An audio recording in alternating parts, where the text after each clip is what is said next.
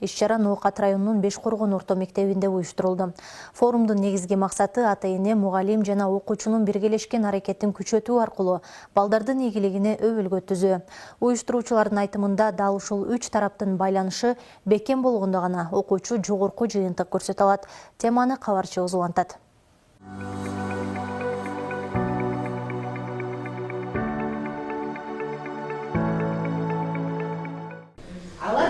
Лидерликти сүйүшөт. Ийгиликке жетелеген 3 жылдык аталышындагы форум Бешкоргон орто мектебинде болуп өттү. Форумдун негизги максаты ата-эне, мугалим жана окуучунун биргелешкен аракетин күчөтүү аркылуу балдардын ийгилигине өбөлгө түзүү. Уюштуруучулардын айтымында бул үч тараптын байланышы бекем болгондо гана окуучу жакшы жыйынтык көрсөтөт.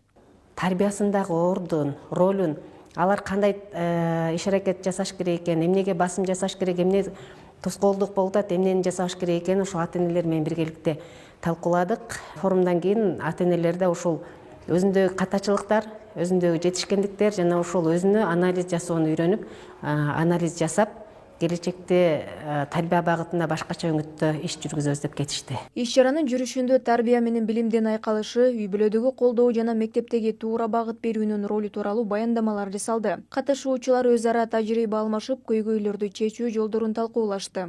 Демек, биз убакыт тар эмес, убакыты туура эмес. Биринчи кезекте эмне болуш керек экен? Бала. Бала биздин келечек. Бала мугалимдердин келечеги эмес, бала сиздин келечек. Балам мектепте деле Кудайга шүгүр жакшы окуйт. Түшүнбөй калган сабактарына сөзсүз мен жардам берем. Математика менен көбүнчө орус тилинен жардам берем. Ушул чогулуштарга мен ойлойт элем, эркек балага көбүрөөк ата-энелери, мындай эркек атасы келип катышса дейм да. Балага ошондо мындай дух кирет экен, мен ошол нерсени билип жеттим. Жана мындай спорт жактан, билим жактан балага сөзсүз көңүл коюу керек да, мектептечи.